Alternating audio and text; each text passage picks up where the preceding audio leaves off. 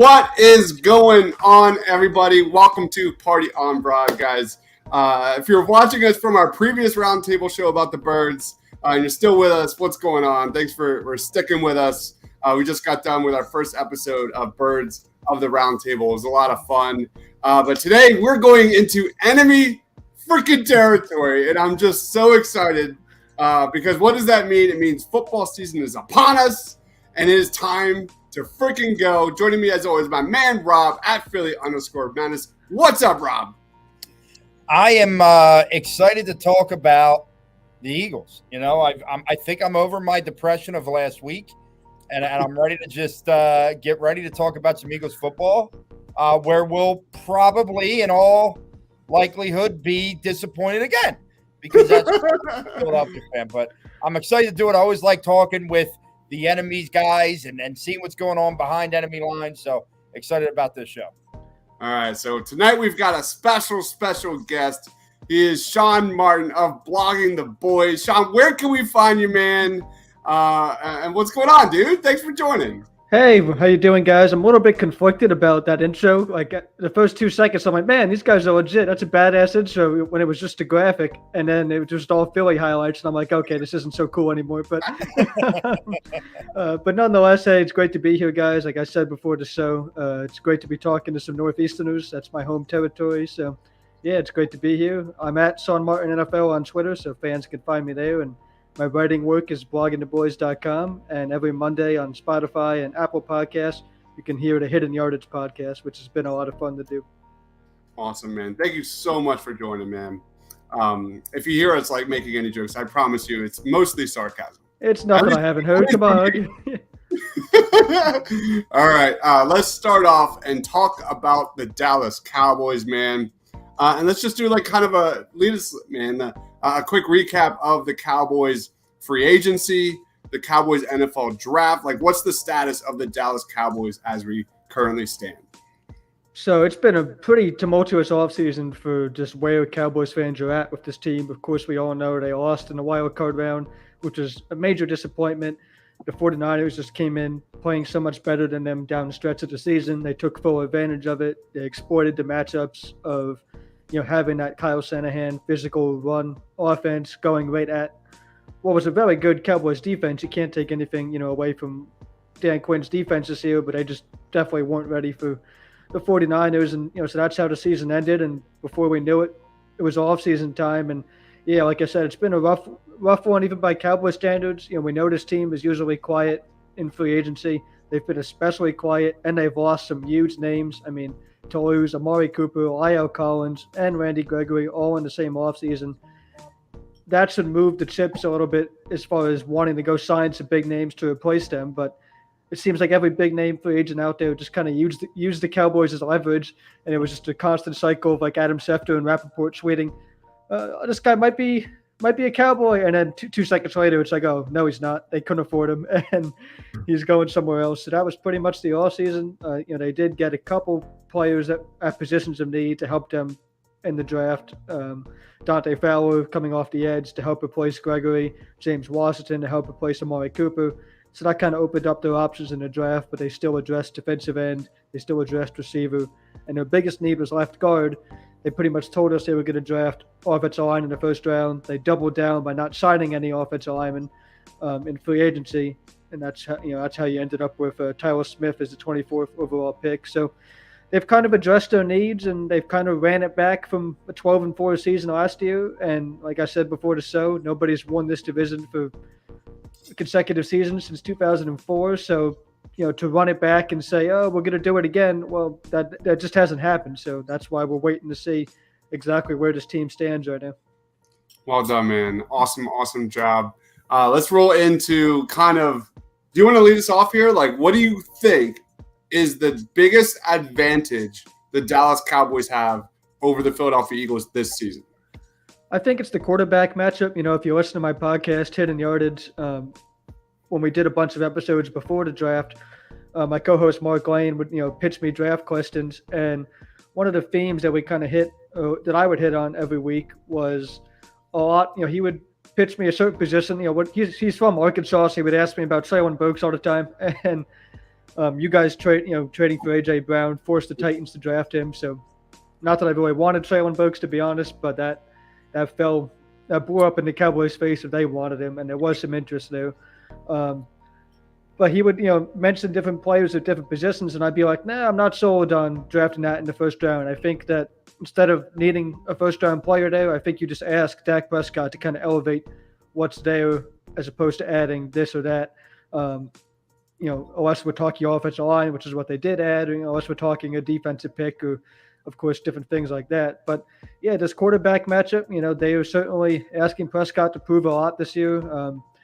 Throwing to CeeDee Lamb as his wide receiver one now, throwing to James Washingtons and Simi Fehokos and Jalen Tolbert of the world, and trying to get Ezekiel Elliott going again, behind an offensive line that has more questions than ever. So I do think Prescott has a lot on his shoulders. I think he's ready for it. And Jalen Hurts, for you guys, has a lot to prove as well.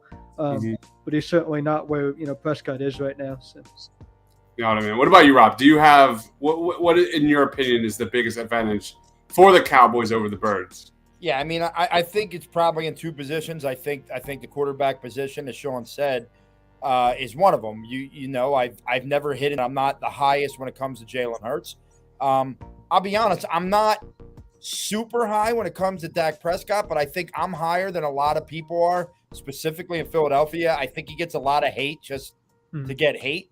I think the guy's a good quarterback. Now, he hasn't won, and that's the big thing on his shoulders now, right? Like, all right, you've had 12-4 seasons, you've won the NFC East, but you haven't won really in the playoffs, and that's going to be a big thing for him. But talent-wise, what he has proven in this league is far above what we've seen from Jalen Hurts at this point.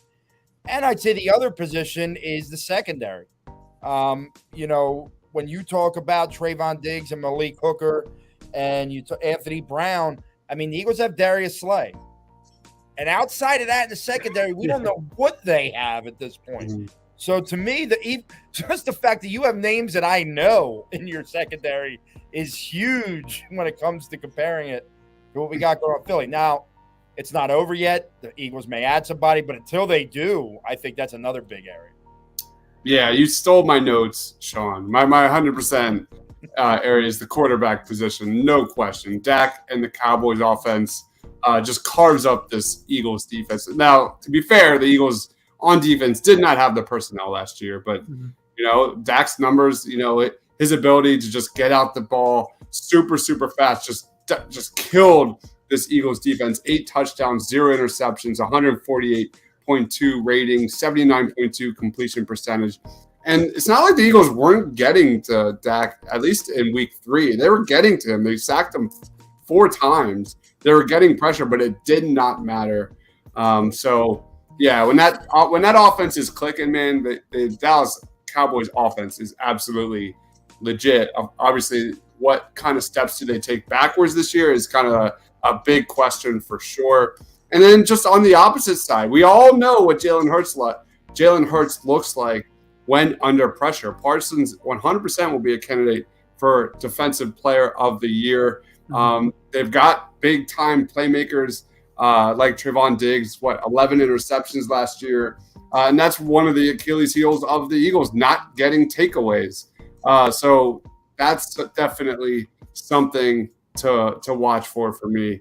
Let's roll on to our next question, the opposite side. What is the biggest advantage the Eagles have over the Dallas Cowboys? Go ahead, Sean. So my first point here was the interior defensive line for you guys. I actually kind of like what the Cowboys have done at defensive tackle, but excuse me for a second. I like what they've done at defensive tackle, but it's hard to argue with how long that's been a position of strength for the Eagles. Guys like Fletcher Cox, and now you drafted Jordan Davis out of Georgia, who was a pre-draft visitor for the Cowboys, which gave us just the slightest glimmer of hope that maybe they would finally take that position seriously when they kind of haven't for some time. Even though, like I said, I do like what the Cowboys are going into the year with at D tackle, but not only do I like what the Eagles have more, the Cowboys' offensive line interior with a guy like Tyler Smith, a rookie left guard, Tyler Biadasz has a lot of room for improvement at center. Zach Martin is awesome at right guard. We all know that. But, there's definitely a chance to expose that, not only in run defense where, you start slowing down a guy like Ezekiel Elliott, and then what happens to Kellen Moore's offense. But Dak Prescott does not do well with pressure in his face. I don't think any quarterback does. So if you can get pressure from defensive tackle in these matchups, that's going to be really big to watch. I'm like trying to look over here, man. Like I swear you're looking straight at my notes. But that's exactly what I said, man. Just to piggyback off what you just said. For me, it's the Eagles' interior defensive line. Can the Eagles make the Cowboys one-dimensional? After week 7, the Cowboys kind of struggled there running the football. Oh, no doubt, yeah. Yeah, and if, Fletcher Cox, Javon Hargrave, Jordan Davis, in that middle area of the field, Nakobe Dean, even Hassan Reddick, like this is a front 7 the Eagles haven't had in a very, very long time, and they've got some legit talent there for once. So we saw the Eagles really double down this offseason in that area. And if the Eagles' defensive line, this interior defensive line can kind of take away that Cowboys rushing attack, man, they might have a chance against the Cowboys, a fairly pretty good chance, because you take away that Cowboys rushing attack, all of a sudden you can kind of put your secondary in that intermediate area of the field and deep down the field, and there's definitely some advantages to be had for the Philadelphia Eagles. What about you, Rob? I'm going to go to the other side of the line, and I'm going to say at the offensive line. And honestly, this isn't really an attack on Dallas as much as I would probably put the Eagles' offensive line up against almost any in the National Football League. You're bringing back, for all intents and purposes, this lineup that basically played through most of last season. The left side of that line is mammoth when you think of Landon Dickerson and you think of Jordan Mailata. You have the veteran presences of a Jason Kelce and a Lane Johnson. I'm not the biggest Sayamalu fan, but he's been there. He's been doing this for a while. But then it's not only that, it's the depth, right? They have Jack Driscoll, who's gotten a lot of playing time over the last couple of years. They have Sua Opeta and Andre Dillard, who have both played in spots. They draft a kid, Cameron Jurgens, as the heir apparent to Jason Kelce. But, they have major, major depth there. The Cowboys finally addressed that position this year. I would expect an upgrade at that offensive line. But when I look at the Eagles' offensive line, I'll be honest, there are not many teams that I put ahead of the Philadelphia Eagles when it comes to the offensive line. Yeah. And it's a very specific type of kind of scheme that they're trying to install with Jalen Hurts. And so as you get that continuity with the offensive line, that helps a ton for those guys to really be able to run it. And I was just looking at your depth chart, like you said, Rob, those names that are behind some of those big-time starters are a lot of the names that I really liked in the draft at that time. So, yeah, definitely building a bright future to protect whoever the franchise quarterback will be for you guys, whether Hurts has a chance to prove it now that he has the line, and a guy like A.J. Brown and Devontae Smith or, whoever it may be. It's a position of strength for you guys. Speaking of offensive line, like what happened there in Dallas last year with that offensive line? They came in like literally among the best of the best, and things kind of did. Like what was it? Injuries? Like there was a lot of shuffling around. Like what went down? Yeah, both of those things did happen, but really, like it's kind of hard to say. I mean, they just like in this league, I don't care who you are or what, like you're trying to run or what the names on the back of the jersey say. The problem the Cowboys ran into was, I mean, they couldn't run the ball against, like 5-6 man boxes. I mean, teams would just play deep coverage like against, and they also didn't have a ton of speed at receiver, and that always hurts. Amari Cooper wasn't really that guy anymore, and CeeDee Lamb has good speed, Cedric Wilson, so maybe they have more speed than I'm giving credit for, but it wasn't, it didn't work out to give them, a dominant passing offense, at least down the stretch of the season, or a running game. But it was maddening watching this run game. Like I said, defenses would just play way back against them, and this offensive line still couldn't get movement. So, I mean, it's like, I don't know if that's a pride thing or it's just a coaching thing. And there was a lot of talk for, changing the offensive line coach before you drafted Tyler Smith here. But now Joe Philbin's going to be the guy who gets his hands on Tyler Smith, going from tackle to guard. He was a college tackle at Tulsa, and now he's a starting left guard, we all think, for the Cowboys. So, yeah, it was just a calamity of things for the Cowboys offensive line. Maybe it was a little bit And this team's been guilty of it before, of just banking on, reputation as opposed to what's actually out there, and saying, "Oh, we're the Cowboys. We have the best. We've had the best offensive line. Everybody knows that." Well, also, everybody knows you did, but also now nobody knows these names. Who's Tyler Biotis? Who's Terrence Steele, who you trust enough now in the offseason to move on from Lyle Collins. So, yeah, questionable. Everything you said, injuries, shuffling around, and now this offseason, questionable decisions up there. And, it leaves us at a point where we really don't know if it's going to be fixed. And that's the one thing I wouldn't trust Dak Prescott to really elevate and fix. I would challenge him to make these receivers better. I'd challenge him to win without a run game or things like that. But you don't want to ask any quarterback to play behind a shaky offensive line. And it could, at least at the start of the year, it could be the case for him. So. Awesome. Matthew says Jeff Stoutland always gets the most out of his offensive lineman. I think I could speak for most Eagles fans saying he's the best coach on the roster easily. Like Jeff Stoutland is sensational when it comes to developing offensive linemen. And now we get to the fun part. This is going to be interesting. We are going to grade the rosters of the Cowboys and the Eagles. Rob and I haven't come together yet on our scores, but we're going to do each of the groups for the Cowboys, for the Eagles, out of 10 here. Out of 5, my bad. And lead us off, Sean. I think we'll go quarterback to quarterback, like we'll go down the line. Wait, I'm giving Cowboy grades or both? Or? Yeah. No, you do the Cowboys, Rob, and I will do the Eagles. Okay.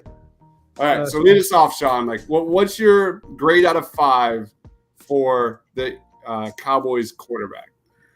So I have it as a 4. Obviously, we're doing, full position group depth charts as opposed to just starters. The starter matters more than anything with quarterback, of course. But, I had it at 5 at one point. I knocked it down just because, Dak Prescott has missed a little bit of time with an injury. It was a lingering issue last year that they really did a good job of covering up for the most part.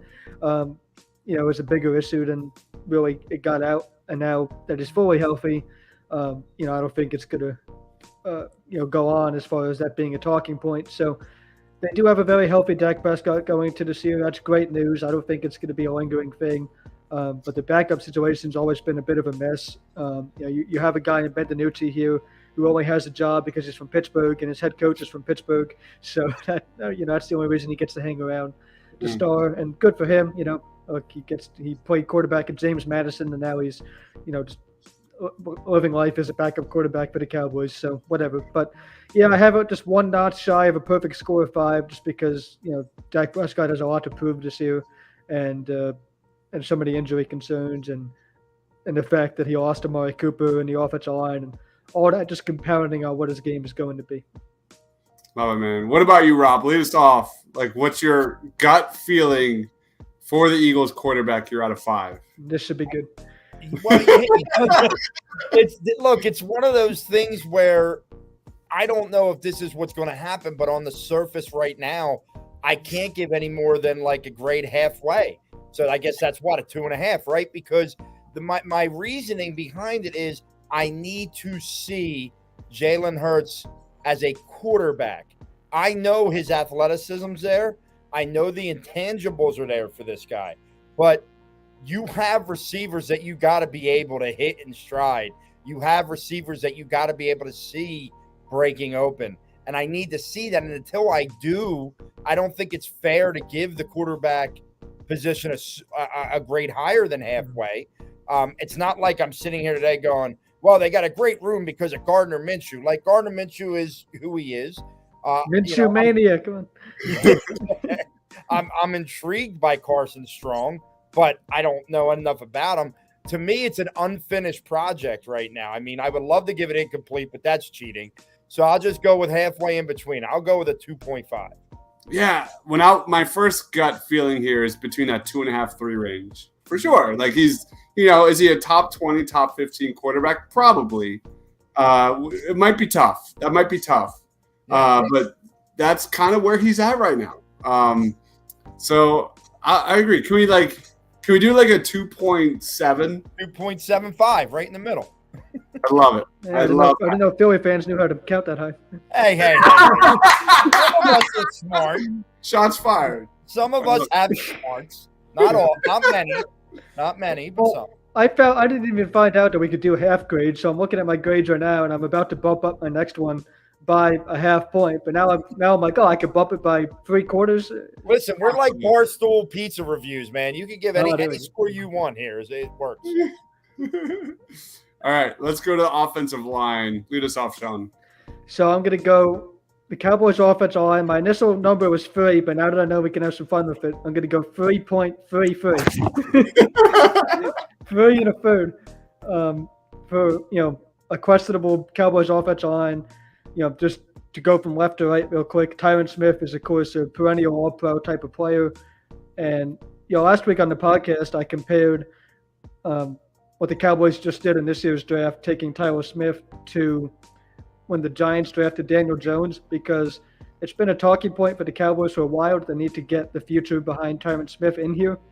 And they're like, maybe this is the draft to do it. Maybe the roster is finally strong enough where you don't need that pressing first-round need. You could take a guard with the idea that he'll be the future tackle and, get your starters in the next couple of rounds.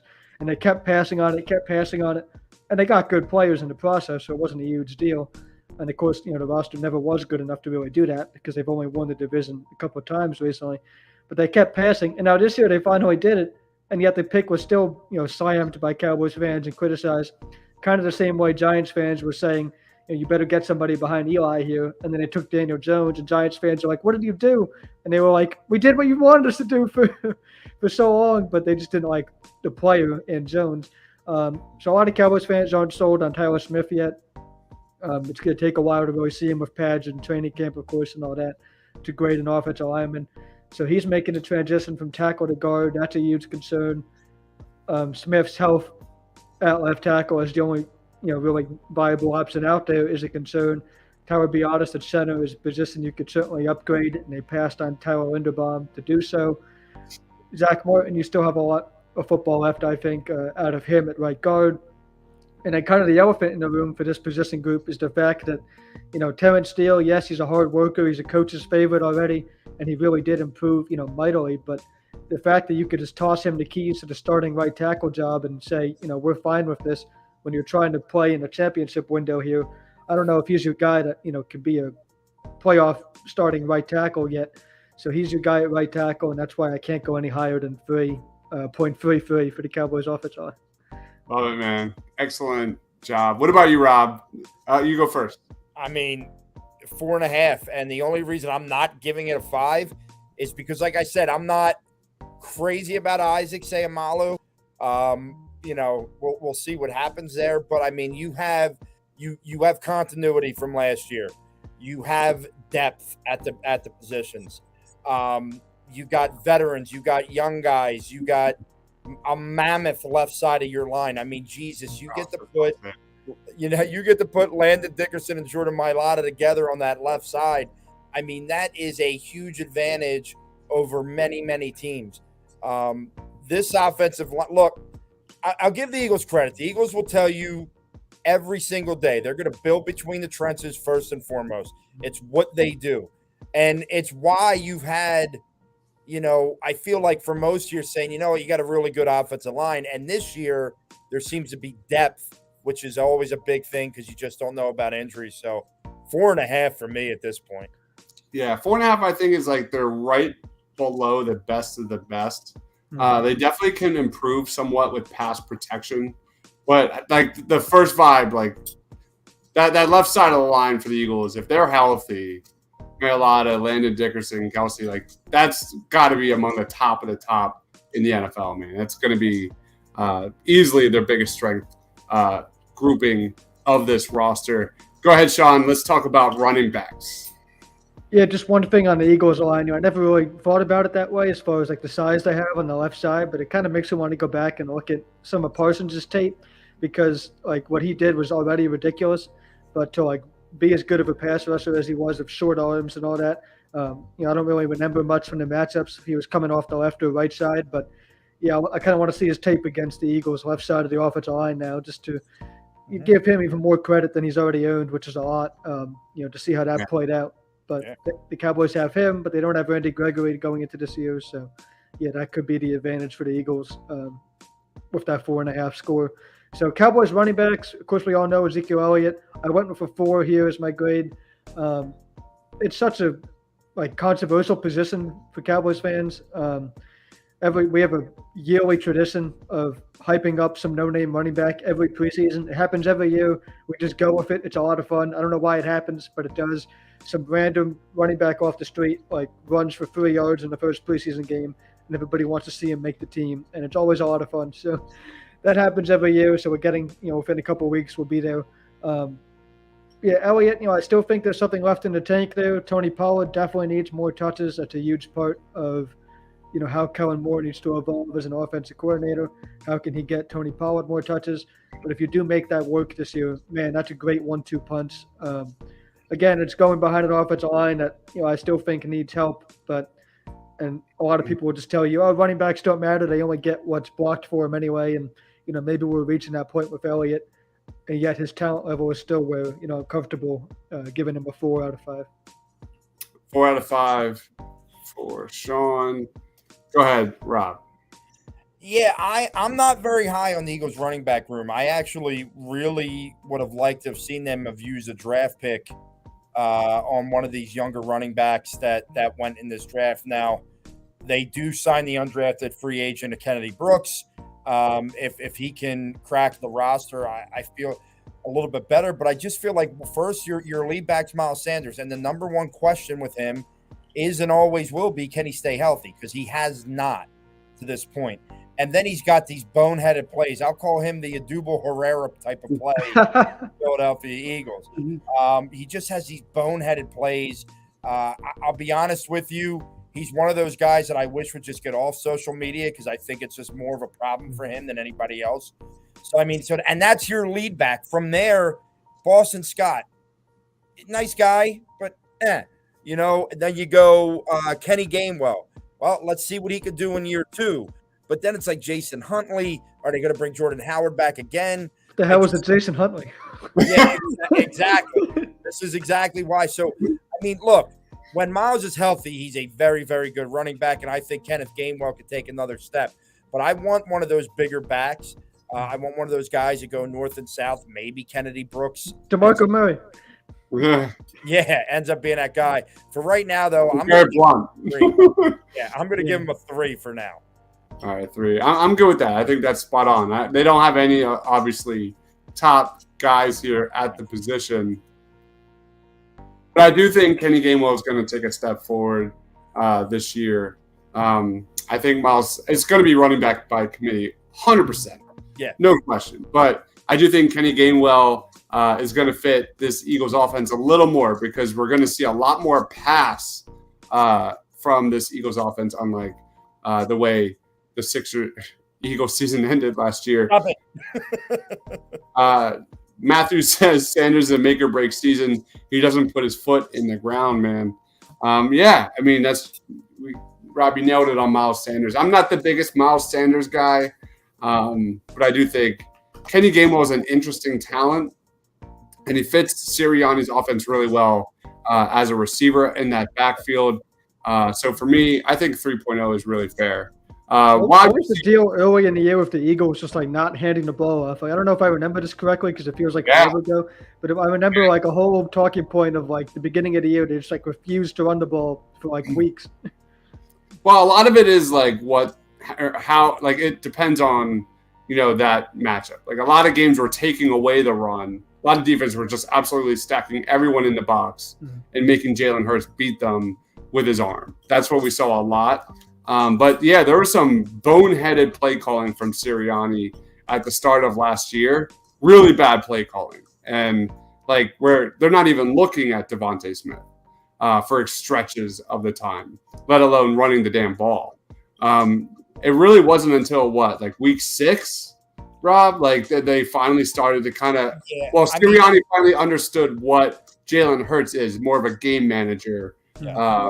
Than anything at that point of his career. Yeah, I think Nick Sirianni wants to be a passing offense, and I think he forced it quite a bit too much there early in the year. And then when he realized, I guess it might have just happened by chance that in one game it worked out really well. So they went back to it. And the next thing you knew, they became the best running team in the league. And don't get me wrong, I still think Nick Sirianni wants to be a passing offense, hence the moves that were made this year. But you got to have a run game, and I think he now knows that. And you just hope that, Miles can stay healthy and not make stupid plays. Yeah. And you have to go back to, like, the Eagles had a really tough schedule to start out the year last year. Yeah. I did the math. Teams over 500 last year, Jalen, with passes 20 yards or more, he was his completion percentage was 31%. Kind of cherry picked. So the point is, good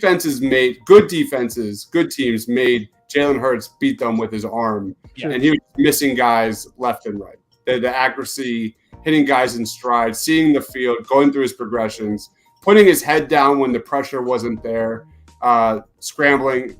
He progressed as the season went on as a game manager, going through his progressions a bit. There's still a lot of questions to be answered, though, no question. Mm-hmm. This is random as hell, but you have a beach picture thing in your background. Can I ask what beach that is, or is it just a generic? That is Long Beach Island. You ever be there? Ever go there? Not too often. I'm from Point Pleasant, though, so. Cool. That's my wife and I got married in Long Beach Island. Yeah. It's like North Jersey. I was hoping the answer would be Point or Manasquan. I mean, not that all beaches aren't relatively the same, but Point and Manasquan are the ones that I was closest to. So. Cool. All right, let's roll on to wide receiver. Go ahead, Sean. Man, this is such just so much change has happened at this position for the Cowboys. Again, my co-host Mark Lane for the Hidden Yardage podcast would constantly ask me, leading up to the draft, are you ready to take a first-round receiver? And I really just couldn't get there with some of these names.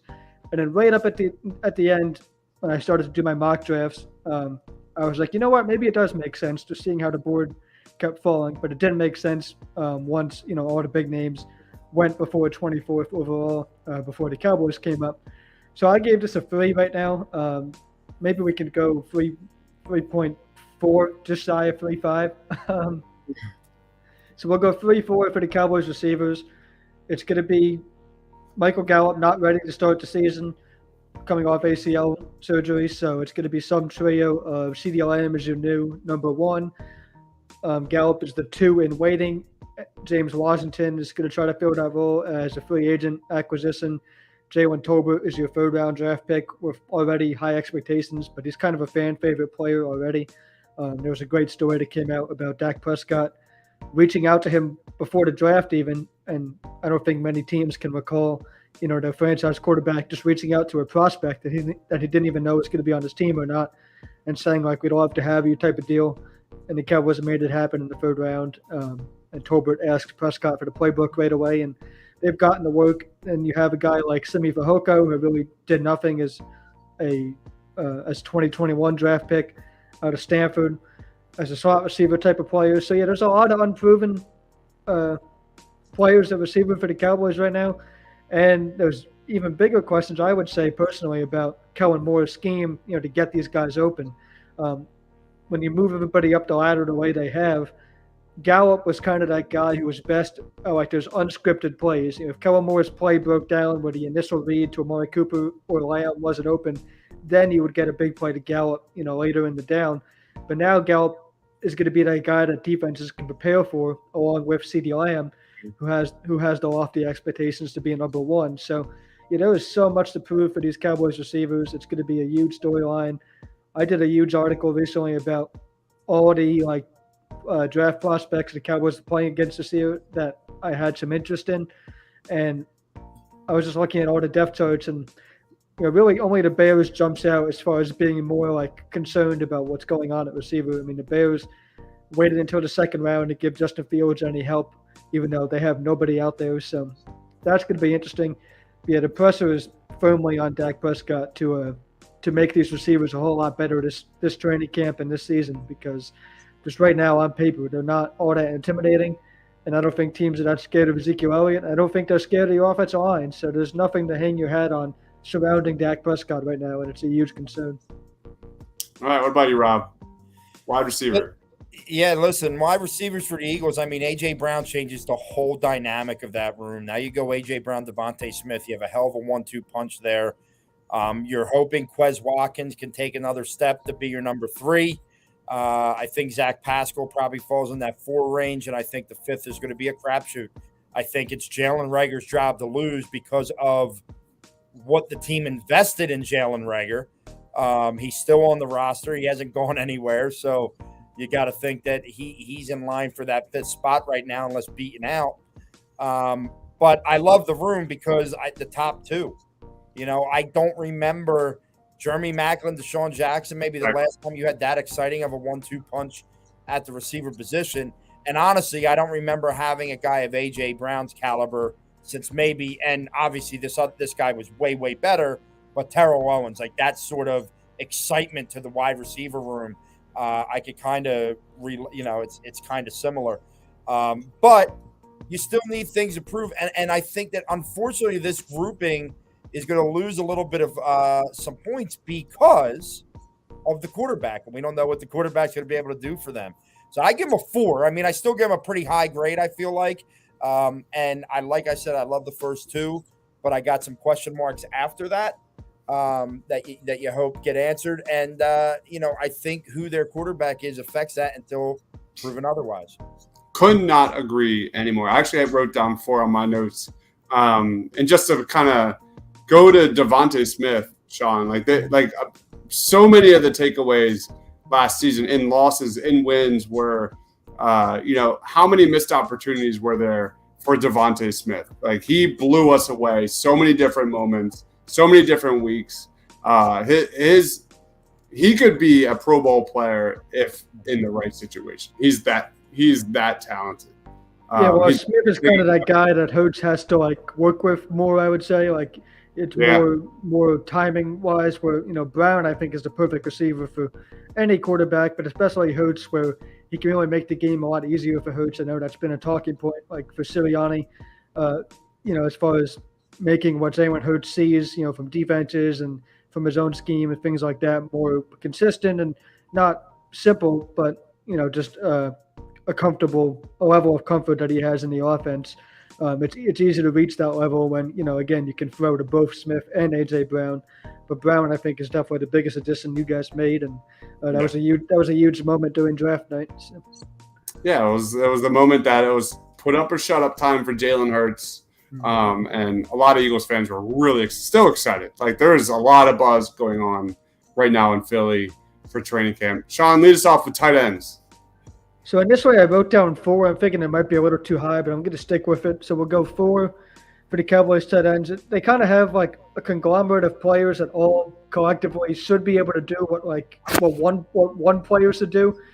And instead they're just smashing it together into 5 players. And they're we have a little bit of everything, and we'll just try to keep the one on the field that we want to do, what we need to do in that situation, which is, again, a weird way to do things. But they made it work last year, and it's going to happen again this year. Dalton Schultz is the starter. He can do mostly everything except for block. But they still try him as a blocker. Kind of a get in the way type of guy, makes it happen.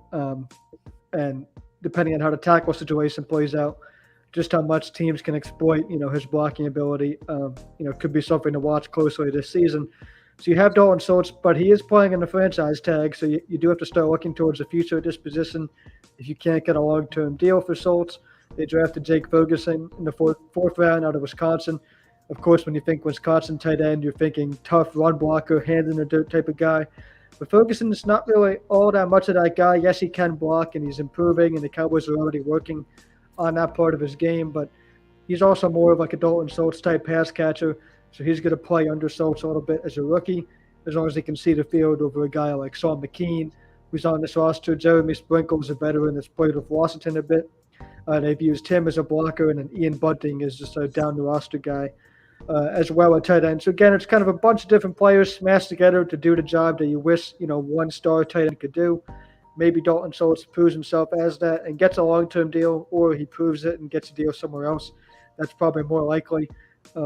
And next year we'll be, talking much differently about the Cowboys tight ends. But yeah, going into this year, I think they're pretty much fine with what they have, and Prescott and Schultz have had a pretty good chemistry before, so it's a 4. All right. What about you, Rob? Yeah, I kind of like the Eagles at a 4 here too. And I mean, obviously, a lot of that's going to be because of Dallas Goedert. This is the time now. Dallas Goedert's got his contract. It's time for him to be the guy that I think he can be. He's a tough kid. He can catch the ball. He's had a little bit of issues with drops in the past, but it's like he'll drop an easy one and then make this stupid one-handed catch where you're like, what in the hell is going on here? From there, Jack Stoll got some time last year. Once Zach Ertz got traded, so he's got a little bit of playing time. I'm very intrigued by the return of Tyree Jackson when he gets back in the fold. He was kind of the camp darling last year until his injury, and I'd like to see that. But I also think the Eagles want the new kid Grant Calcaterra to really take a role here. I think they like this kid. I think. Obviously, with him, it's the injury concerns that forced him to retire from the game before he came back and played his senior year at SMU last year. So I love the room. I love the Dallas Goedert, what he's growing into. He's the veteran presence now. It's his team from the tight end position room. So I'll go to 4 here. All right, I'm going to go with the 4. I agree with the drops. Dallas Goedert had, I think, tied the team lead with drops last year with Kenny Gainwell. Needs to shore that up 100%. I'm going with the 4. Let's real quick go over the grades. Cowboys offense gets an 18.73, a 75%. And the Eagles offense gets an 18.25, a 73%. So the Eagles offense is just graded just a little bit less than the Cowboys, which is a surprise when you consider Dallas was the number 1 offense in the NFL last year, right? Yeah. Yeah, I mean, just the amount of starters that have been lost and the amount of unknowns right now. Yeah. And how much the Cowboys – nobody talks about this right now, but how much the Cowboys benefited from extra possessions off of turnovers, which is one of the hardest things to maintain for a defense. So we'll see how much that has an effect. Yeah, and to be fair, correct me if I'm wrong, but there were stretches where the Cowboys were being carried by their defense, like heavily. Oh, 100%. I mean, I've never seen a collective fan base feel worse after not just like one win, because we've all felt bad about one win before where it's like, man, that was really ugly. But it was just one game, so you just try to go, okay, next week's a new opportunity, and at least they won, and then you move on. But I've never seen for a stretch as long as we had just fans being disgusted even though we were still winning. It was like 2 in a row, 3 in a row, 4 in a row. Hey, this is a great win streak, but nobody was happy just for weeks on end because there was just so many ugly wins. So it was a very weird thing to go through as a Cowboys fan to see, just the way this team was winning. Part of it is just because we're not used to seeing a good defense, so to win with defense is just weird. But it is, a sustainable way to win if you really commit to it. But they weren't committed as much to it, as they could have been because a lot of the cap space and all that was on the offense, and that's why you needed those guys to produce. This offseason, you've lost a lot of your big cap numbers on offense, and the defense has added some, the offense has added a little bit, and you're kind of back where you started last year. But again, let's bring up the fact that nobody has won this division consecutively since 2004. So just to be back where you started doesn't guarantee you anything. Quinn says Eagles tight ends deserve a 5 because of the J-Jaw upgrade. That's sarcasm. That's 100% sarcasm, Sean. Let's go on the D-line. Let's go to the defensive side of the ball. Go ahead, Sean. So I have this as a solid 4. We'll go 4. I want to get fun at the decimals since you guys had some decimals over there. 4.34. Little palindrome number for Dan Quinn's defensive line. This is a position that he really develops well. He gets the most out of his players there. Parsons isn't going to be a full-time defensive lineman this season, but he does factor heavily into what they're going to have there because of how well he proved himself as a pass rusher, surprisingly as a rookie. So you have Parsons in this mix a little bit. Like I said, I actually like what they've done at defensive tackle, which is not too often we've been able to say that about the Cowboys. They re-signed Carlos Watkins, kind of just a veteran, tough-nosed defensive tackle inside there. He had a pick 6 against the Saints at the Superdome, which was awesome. And You have Oso Odigizua, who's a developing young player, really came on well. Tristan Hill is still hanging around. Who hasn't proved his full potential as a second-round pick. So you have a pretty strong group at defensive tackle. Left end, you brought back DeMarcus Lawrence, which had to happen. He's a very underrated player still somehow. So, yeah, losing Randy Gregory still hurts. If they somehow still had Gregory in this group and they signed Dante Fowler, I'd probably give them a 5. But right now, you just have Fowler and Dorrance Armstrong as your kind of every down right side defensive ends opposite Lawrence. But yeah, I think this is a very athletic, versatile group that really needs to get after some quarterbacks this season, and it's a group that can do that. I'm really curious what Rob says about the D-line. Go ahead. So it's a difficult thing for me because obviously this was a strong suit for this team last year when it came to the run game. When you look at the interior part of the line, it's legitimate, right? Like, I mean, they're loaded. You got Cox and Hargrave, and then, oh, by the way, Jordan Davis, Milton Williams, who I thought had a pretty good rookie season last year. I mean, you got 4 guys that you can rotate that can really wreak havoc. I'm not happy with the ends. I don't think they did enough. Like, I love that Brandon Graham comes back, but he's a year older off Achilles surgery. Don't get me started on Derek Barnett still being on this football team. There are a few guys in my time as an Eagles fan, which is like 30-some years, that I have hated or disliked more than Derek Barnett. He was one of my favorite draft prospects. Yeah, I remember watching him be like, someone's going to get a steal on him, but I know he's had some good moments, but not. He's had a couple moments, but he's also had some. He's another Double Herrera. It just does stupid thing after stupid thing. Didn't he force the fumble on Brady? He recovered the fumble. Yeah. After that, that's like statue worthy for Philly. I mean, you don't have that much to show, right? But after that, he has had more penalties and tackles, I believe, in his career, and I just can't with the guy anymore. You need Josh Sweat to pick up, but there's another part to this, Dibes, is I know that they ran a 4-3 last year. Mm-hmm. Everything tells you they're about to go to a 3-4 because they didn't pay attention to the line, right? So what's that mean? Does Fletcher Cox kick out, and is he an end in the 3-4 and these types of situations? So it's a very hard thing to grade right now because we just don't know what they are. I'm giving them a 4 based off of the talent that is there in the middle, especially. You hope that Brandon Graham could just be better than what they had last year in Ryan Kerrigan, which I think he can be. So I think I'll go with a 4. I could see it being maybe a little bit lower, but I think you're going to see a lot more 3-4. And in that sense, you're going to have your 3 best guys in the game at a time. Yeah, interior probably like a 4.5. When you get to the edge guys, I agree, Rob. Like, I'm in that like 3.5, 3 range. I mean, the Eagles had the second worst pass rush in the NFL last year. It was bad. And albeit Brandon Graham went down early, but the dude is 34 years old. Josh Sweat was kind of a fake Pro Bowler on my end. He made the Pro Bowl? What? Yeah. I mean, I don't care who makes the Pro Bowl, to be honest, but like, I guess I didn't follow. I mean, did I not? Yeah, I'm trying to think. Like, did I not follow?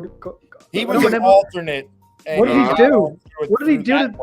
Yeah, but like, I watched obviously both Eagles games against the Cowboys and then probably more.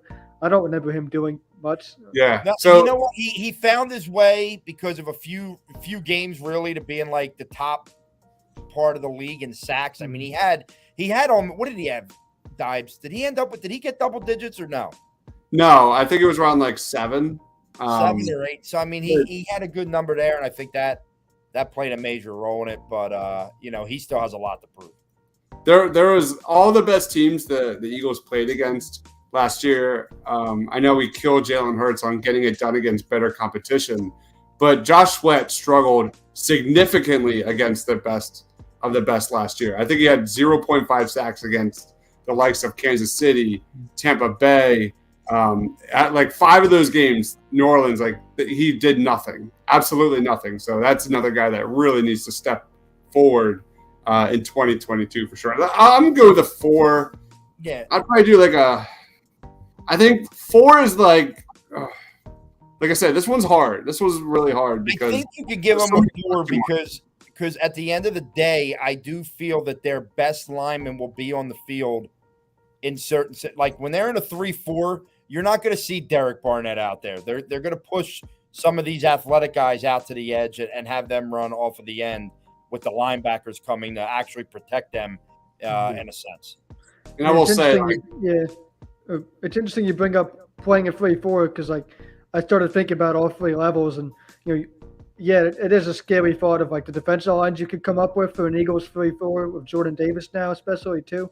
But it's like, and we're going to get into these positions here for both of the teams in a second, but you go beyond that and it gets scary because a base 3-4, do you have the linebacker personnel to have enough out there? And then also, you're not playing a base 3-4 or a 4-3 much in today's NFL. Nickel defense is kind of your new base. And then, we even talked in the first couple minutes of this show about the Eagles secondary not being, a position of strength. So you need the talent around this defensive line to make a full defense. But yeah, the personnel was definitely there for the Eagles up front. I will say like that this D line needs to play like a 4.5 if the Eagles defense needs to take a step forward, because like we're gonna break down the defensive backs on the Eagles. It is ugly. It is very ugly right now.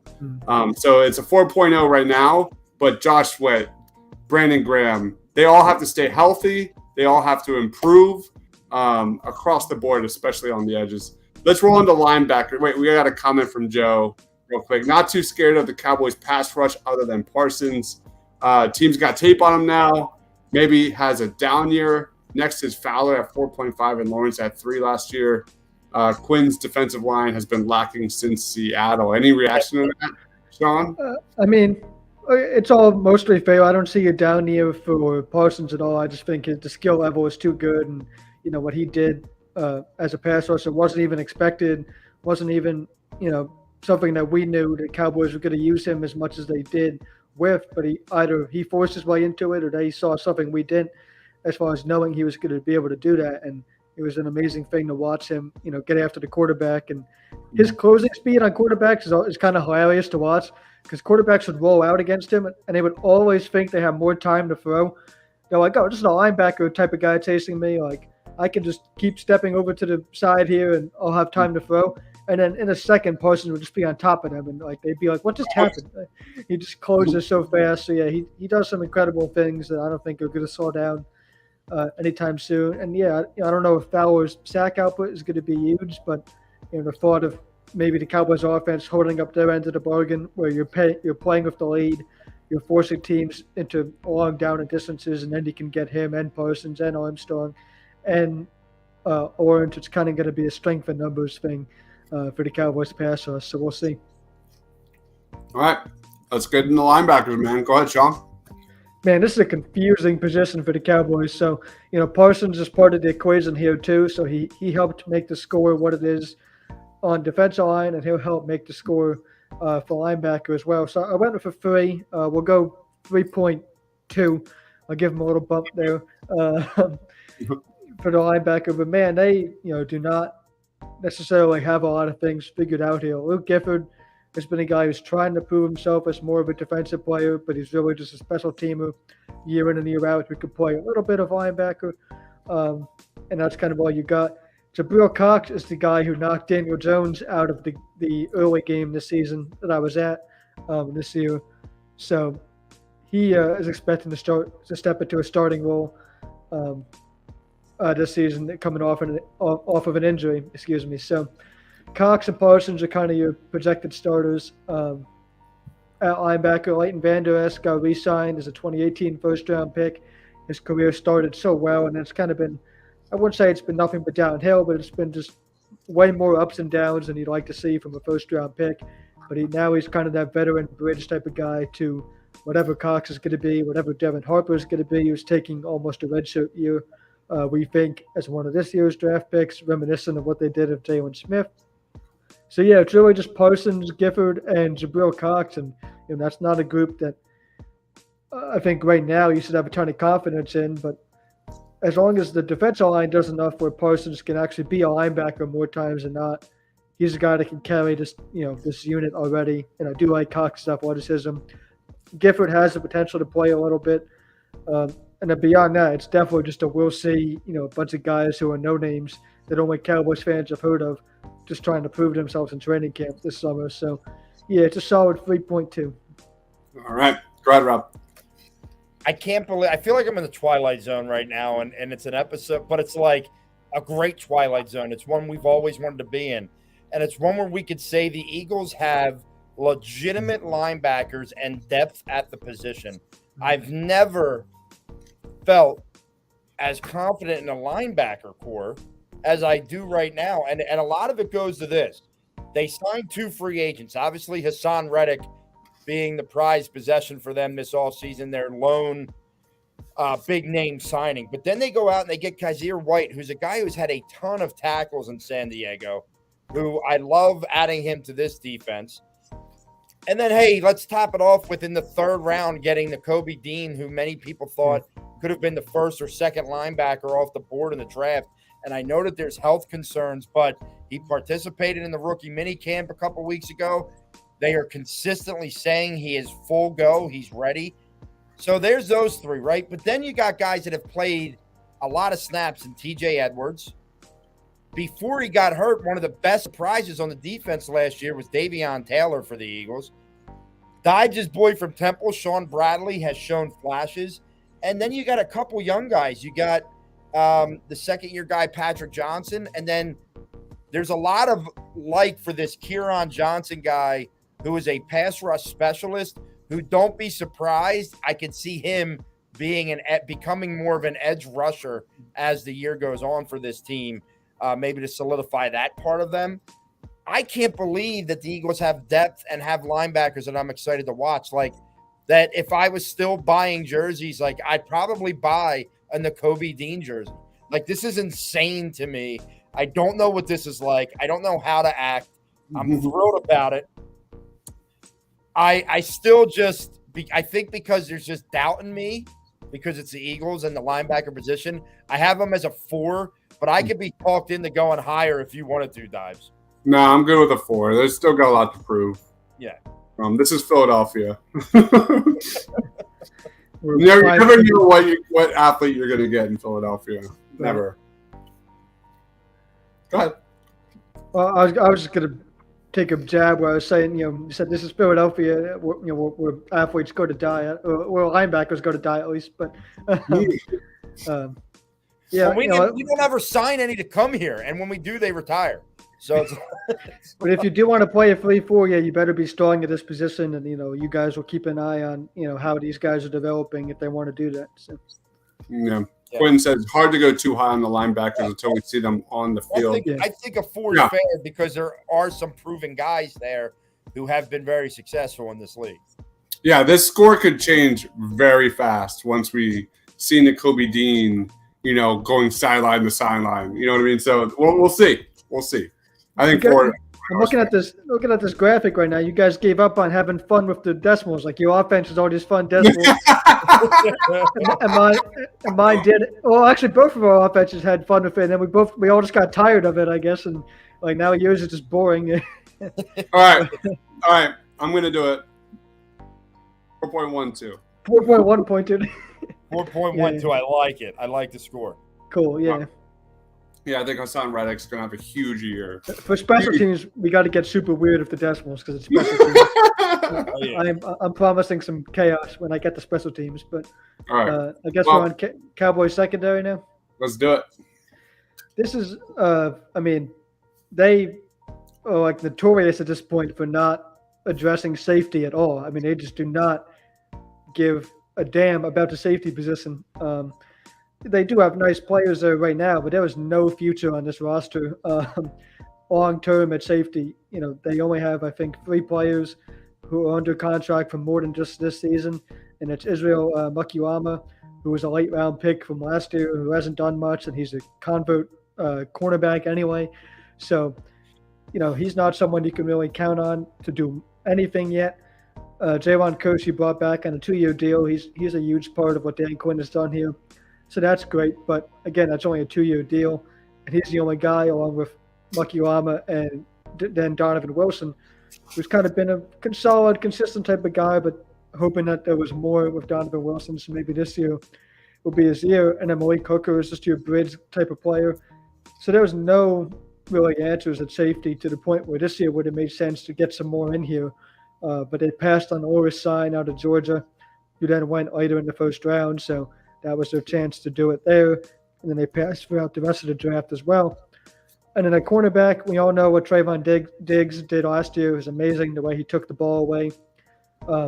They do have to get a contract done for him at some point, which knowing what we know now about how Stephen Jones negotiates these big contracts, that's just going to be difficult, possibly. So in the meantime, you have Diggs to build around. Kelvin Joseph has an off-the-field situation going on that we have to keep an eye on for if he is going to be the answer opposite of him.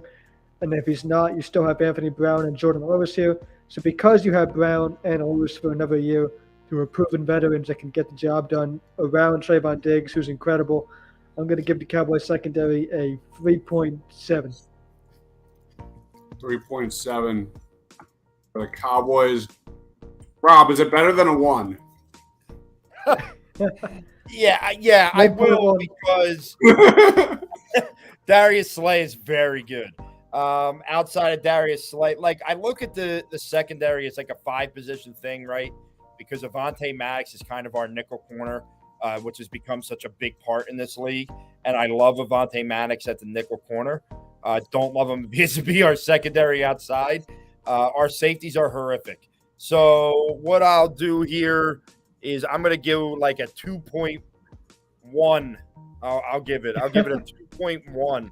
I love Darius Slay, but my God, if they don't do something now, to me, you need to call James Bradbury and you need to try and get him here. I know he had a bad year last year, but we're looking at nothing in that position this year. Yeah, that's how the Cowboys are looking at safety, but they don't value it that way too. Safety, yeah. I don't know what the hell they're doing. I really don't. I have no idea what they're doing. It sounds like they had tried maybe during the draft to trade for Chuck Clark in Baltimore. Didn't happen.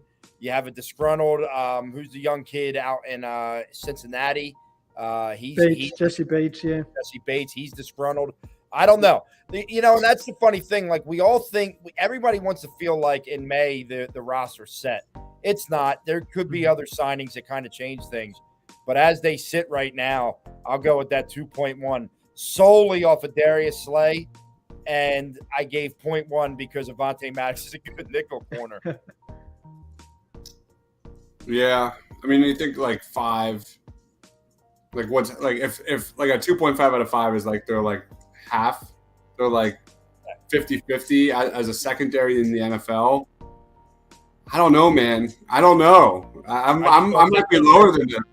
I might be a little lower than this, dude. Yeah, God forbid Darius Slay gets hurt, given the roster.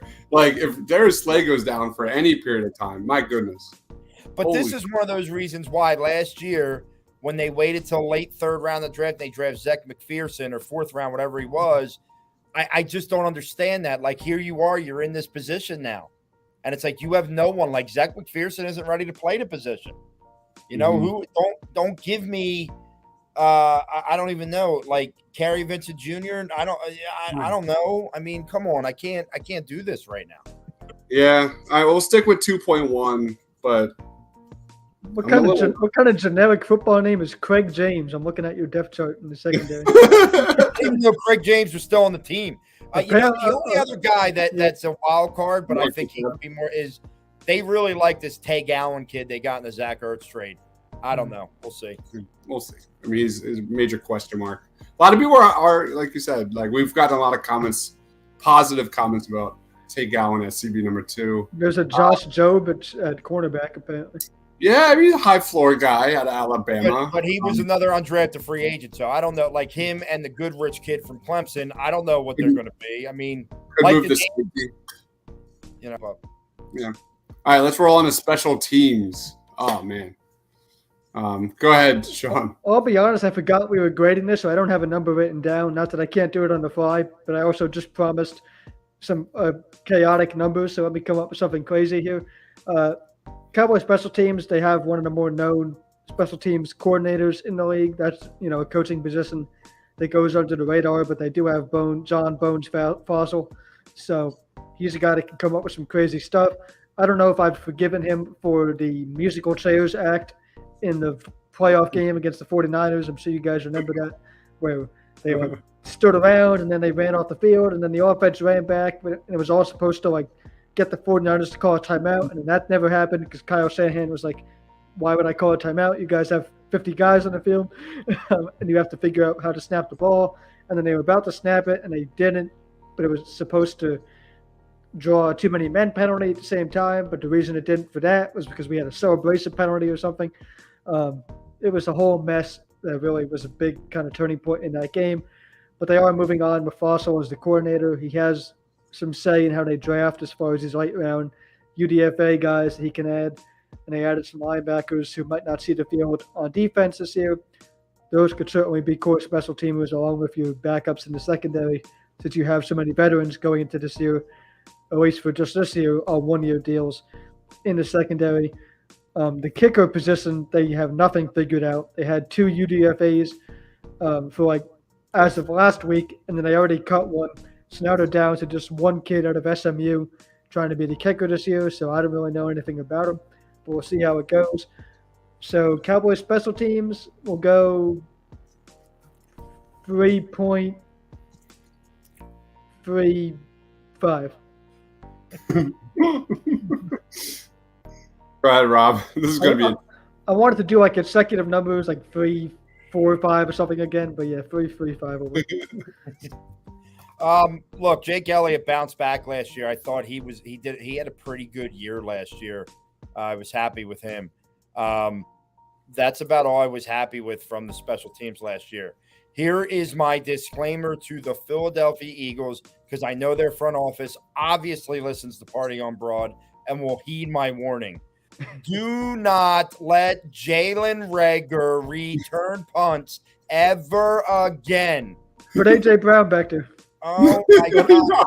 Let him get smacked. Listen, they obviously are looking to groom a returner because 2 undrafted guys that they've picked up are just speedsters. One is a guy who literally just set records in the pen relays. The other guy's that Britt McCovey, the small wide receiver there, who is a return man. So I think they are looking to finally, for the first time in my life or since Brian Mitchell left, try and upgrade that position. You got to have guys who can get you field positions in critical moments of the game, and they haven't had that. Stop just saying, we'll just put whoever's on the roster back there and hope that they can at least catch the ball. I don't want that from my return game. And then Aaron Sipos, through the first 4 games of last year, we were like, wow, this guy can really punt. And then he sucked. Horribly, horribly, horribly sucked. So I have no idea where the hell to go with their special teams. Philly fans will trash the most random things. You guys have been so calm all night, and now it's special teams. Let's get fired. I feel like we're Philly. We need a better punter. They've lost us games in the past. We play football on concrete. You and your expertise to put a score on the board for these jackasses in the special teams position. Yeah, it's bad. It's really I can't get the last few games out of my head of forgetting how to punt. It was really bad, really bad. Where are we at here, Rob? You have one of the more aggressive coaches to go for it on 4th down. I feel like we're in the 2s. I feel like we're in the 2s. You may get a little over 2.5 because I do have confidence in Jake Elliott. And we have a great long snapper. Great long snapper. Ricky Lovato, baby. I got his autograph. People do so. I miss you, homie. He was just a legendary Cowboys long snapper. Yeah. So, I don't know, 2.55? Oh, don't steal my ending in a 5-bit. How's that sound? All right, 2.55 it is. Yeah. All right. Coaching, go ahead, Sean. I could go probably really long-winded with this, but I'm not going to. But one of the more crazy things that happened this year for the Cowboys is a complete 180 flip on how we felt about the top three coaches, specifically the coordinators under Mike McCarthy, though, because we went into the year thinking, man, Kellen Moore's offense is going to cook all year long. But this better be the year they win with him because they're going to lose him to a head coaching job this offseason because it's going to be a show. And it only lasted, like you guys have already said, for the better part of the first half of the season. And then the way the Cowboys offense fell apart, Kellen Moore still did get some head coaching interviews, but you better believe that came up in the questioning from other teams, like, hey, why did you guys struggle in the big games down the stretch? And I guess they didn't like his answer enough to. No team gave him the reins as their future head coach this offseason. And there would be a point, like I said, when Cowboys fans would have been so excited about that. But at the point he was interviewing, the way the offense just struggled, Cowboys fans are ready to get rid of him by the end of the year. They're like, it went completely from we hope this guy doesn't become a head coach to somebody take him off our hands type of deal. I wasn't quite there with him yet. I do think he has potential. He just needs help. And you have to criticize Mike McCarthy a little bit as a career, offensive type of head coach who worked with some great quarterbacks and other coordinators and all that for not helping him the way that he'll have to this year if this entire staff wants to keep their job. Dan Quinn is awesome. Probably the best thing that happened this offseason for the Cowboys was getting to keep Dan Quinn. We all thought it was a lock that he was going to get the Denver Broncos head coaching job. So when that didn't happen, he decided to return to Dallas. That's a huge win. The way players connect with him is kind of amazing to watch. He already has a bond with a second-round pick, Sam Williams, who's a defensive end I didn't mention when talking about the D-line, but he's the guy who's going to get snaps. So Quinn is awesome. I still have some hope for Kellen Moore. McCarthy has the pressure on him. He's kind of just overseeing this whole thing. And so for Cowboys coaching, man, that's hard to – all that said, it's hard to put like a number on something like that. But I do think Quinn being here has to keep this number kind of high. So we'll go 4.1. Nice. Rob. Listen, I have grown more and more in the positive with Nick Sirianni. I really like the guy. I think he knows what he's doing. I actually think he's a smart guy.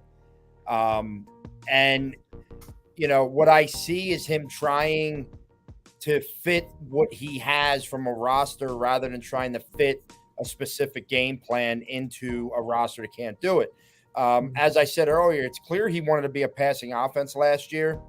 And when he realized he couldn't, he made a switch that we haven't seen out of one of our coaches in a very, very long time.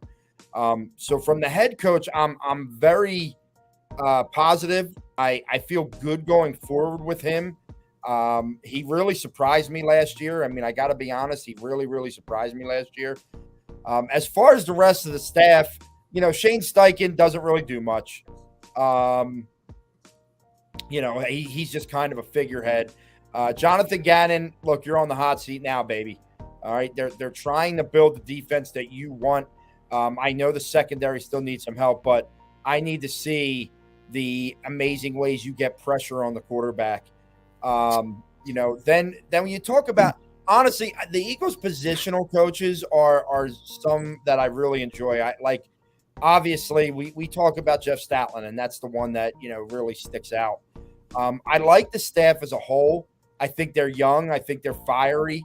And now they all, like last year where we're like, well, they need to get experience. Well, now they all have a year experience. And that's something that excites me.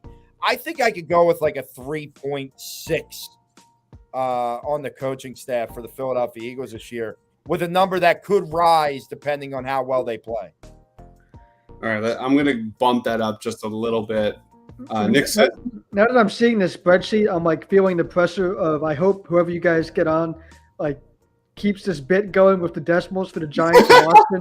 Because when this thing is done and people are looking at all four, they're going to be like, man, whoever was on for the Cowboys is an insane, crazy person. If like the Giants and Washington just have like regular numbers, and then it's going to be like, oh, this Cowboys idiot put all these decimals, and that's why the Eagles had to do decimals, and we don't like Dallas and all that shit.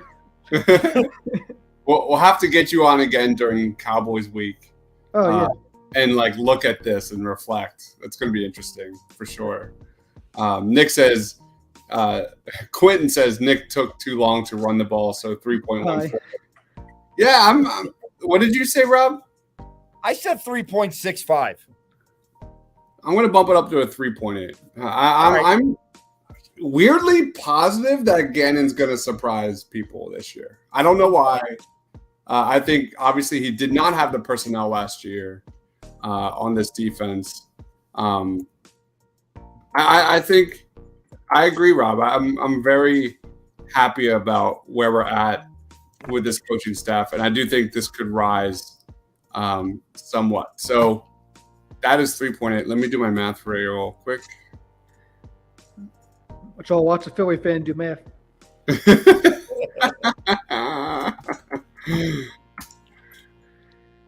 Well, I mean, Dallas fans know math because of all the long division they have to do to get back to their last title. So, I mean, there's a lot of math. Or their first playoff win. Yeah. All right. So here's the final score. I don't know how they teach long division in schools anymore, but they could probably use like any, Cowboys being one of those teams, championship droughts, to do it. All right. Final score. Eagles. I will start with the Cowboys. Cowboys offense 75%. Cowboys defense 75%. Cowboys total 75% across the board. Eagles offense 73%. Eagles defense 68%. And Eagles total is 70%. So the Cowboys are 5% better than the Philadelphia Eagles. Any reaction to that? One of the very first podcast episodes I did was we talked about who the biggest threat to this team was going to be in the division, and my co-host Mark Lane was adamant that it was the Eagles. I kind of made a little bit of a case for the Giants, depending on how their offseason went. They've done some good things, but at the moment, I'll probably lean more. Again, this is early podcasts from months ago now, and things change so quickly, and we didn't even know, what the draft was going to be yet at the time. So that has happened, and that has changed things, and the A.J. Brown trade, all of that is here. So I would probably agree that the Eagles are going to be the biggest threat to this team, and it's going to be close. So our rankings reflect that. I'm telling you, Sean, we're going to become very insufferable if the Eagles are able to add a cornerback number 2 there opposite Darius Slay. That's going to get bumped up. That 5% could get followed up pretty fast. I'm just saying. Yeah, I think that's within the margin of error, honestly, when you think about how, we're doing this in May. And I do think that these two teams do kind of stand out above the others in the division for this year. I know New York might be on the up and up. I know Washington thinks that they're rebuilding, but I still think they're a year away from mattering. I think the Eagles and look, they were the two teams in the playoffs from this division last year. They both lost in round 1. They both think that they can improve. So we'll see. But I think I don't see Dallas blowing out the Eagles in all their matchups next year. You know what I mean? I see these games a little bit closer. It's going to be fun, man. It's going to be really, really fun. All right, last time. Oh, sorry. Go ahead, Sean. That, practice squad game from week 17 was just insane. I mean, but that was like the microcosm of the Cowboys season as far as getting too overhyped about beating up on either a bad team or, like, in that case, it was, a team playing backup players. And, they do like a sounds from the sideline thing on the Cowboys team website every week or most weeks, I think. And there was one from that game. And, to look back now, knowing that they lost first round of the playoffs, it's just so cringeworthy, the way they celebrated blowing out the Eagles and the way they did, with Kellen Moore. Oh, man, look what we're doing to these guys. So, you didn't do it when it mattered. And that's just been the story of the Cowboys for years and years. So, but this year's a new season, and, like you said, doing this in May, there's always hope for every team. So it's pretty tightly contested right now. Love it, man. All right, last time, Sean, where can we find you, man? Thank you so much for hopping on, of course. Thank you. Absolutely, yeah. Like I said, being a native from, you guys' neck of the woods, I'm sure you guys hate nothing more than running into Cowboys fans from New Jersey. So now you get one across the screen where I'm safe here. But yeah, always a pleasure. I'll definitely do this again anytime you guys need. It's been an honor to host the podcast on the Blogging the Boys podcast network. So the name of the show is Hidden Yardage. We're available on Spotify, Apple Podcasts, Blogging the Boys podcast network. And we're one of 2 shows right now in the off season that come out every Monday. So there's a show called First and 10. You'll see that if you look on Monday morning. And then sometime on Monday afternoons, you also get the hidden yardage. So the good thing about being the Monday show as well is we're really excited to get into the season. Of course, and we'll be doing kind of the recaps on Sunday nights, and being that first reaction on Monday. So, Hidden Yardage podcast is going to be a lot of fun. It's myself and Mark Lane, and then I got articles coming out every week on bloggingtheboys.com. Thank you, man. Awesome stuff, man. That doesn't get any better than that. That was informative. That was fantastic. Rob, anything you want to plug, bro? Nah, man, just check me out at Philly_madness, getting into arguments with people. It's what I do. That's what Philly fans do. It's true. I feel like I've really turned a corner lately. I just want to say I'm like proud of myself for not getting into as many social media fights. Like I used to. I mean, not that I used to fight people too much, but I used to like just go on and on with these conversations. Now, like the weather's beautiful year round almost in Texas. Like I've learned how to just ignore people on Twitter, and I know Philly fans need to learn that. But you guys can't because you don't have the championships to back it up. So instead, your championship is dunking on people on Twitter, and I respect that. Though. Sean, we're not even arguing like typically with other sport like fans of other cities. Typically arguing. We do the same. Yeah, like I said, we're only a couple months away from the annual preseason tradition of us hyping up a no-name running back. Like if one of you could learn how to play running back enough to take one carry in the Cowboys preseason, I promise you'd be a Dallas legend. We do it every year. Yeah. No, we fight each other constantly. That's what we do here. I remember the hyping up Nate Alawa. Do you remember that name? Yeah, I don't know who that is. Yeah. Nate Alawa. It's from Hawaii. All right. I feel like there's a guy every year. There was the receiver a couple years ago, the small kid. I can't even think of his name anymore. The small kid. The 1 year everybody loved Jeremy Bloom because he was an Olympic skier. No way. Then Tim Tebow was our preseason hero. Yeah, that was never a thing anyway. Oh my God, it was a disaster. Yeah. At Philly_madness, check me out. I'll be on these shows. I'm hoping to join one of these Birds Roundtables at some point, and you catch me talking the Eagles. Awesome, guys. Thank you everyone for watching. Thank you so much, Sean. It's gonna be just an incredibly fun season. Strangely optimistic for Philadelphia Eagles fans. That's kind of the phrase going on right now as we get ready for training camp. Usually it's not the case. And at points it's been pretty pessimistic so far for the Cowboys. So they're definitely looking to turn that around once the rookie mini camps and all that is going. So looking forward to all that. Yeah, man, we got to get you on during Cowboys week. I promise you, like we pride ourselves on being pretty objective here. We'll call out the Eagles any chance we get. We'll have more fun with it. One of my favorite, here's one thing we can, I guess, agree on real quick to end the show. Obviously the two teams that we're both in agreement of disliking would be the other NFC East rivals, the Giants and Washington. Mm-hmm. I've only been living in Austin for about just over a year or so, and one of my favorite memories so far is I was in downtown Austin for the Cowboys' just absolute blowout win on Sunday Night Football against Washington, where they won like 56-14 or something. And it was just from the start, they were just touring with Washington. It was an amazing thing to witness in downtown, which isn't it's not much of a Cowboys crowd that comes out. There were Cowboys fans that go watch the games there, but obviously it's nothing like Dallas. It's more of like a unique thing here in Austin, but it was still a great way to go watch that game where the Cowboys put up like almost 60 points. Again, it didn't mean anything in the playoffs, so that's why we're here talking about the offseason. But yeah, we can collectively agree on our hate for Washington and New York, and to see them beat up on Washington like that was pretty fun. We have been talking nonstop the last week about Eagles, Cowboys, Christmas Eve. Like that is. I forgot about that. That is. Yeah. I mean, obviously, like the first Sunday night game is going to be huge. I think it was like week 6. But Christmas Eve, man, it's going to be a special time. Yeah, I'll probably be up that way in the New Jersey, Delaware area. Yeah, watching that game. Even though I'm kind of spoiled by not being in the cold anymore. I don't know if I can handle that area in December anymore. But. Trust me, even when you're here, you can't handle that cold. Let me tell you. It took me like a week to ask myself down here, like, how did I ever do it? Like, I spent 20 plus years in Jersey, a month in Texas, and I was like, the fuck was I ever thinking to do? Why did I live up there? even though I was born there. So yeah, Texas summertime's in full swing here, pretty much, and it's hot. So. All right, guys. Thank you everyone for watching. I'm in Disney World all next week, Rob. So There you go. Vibes, enjoy, man, enjoy.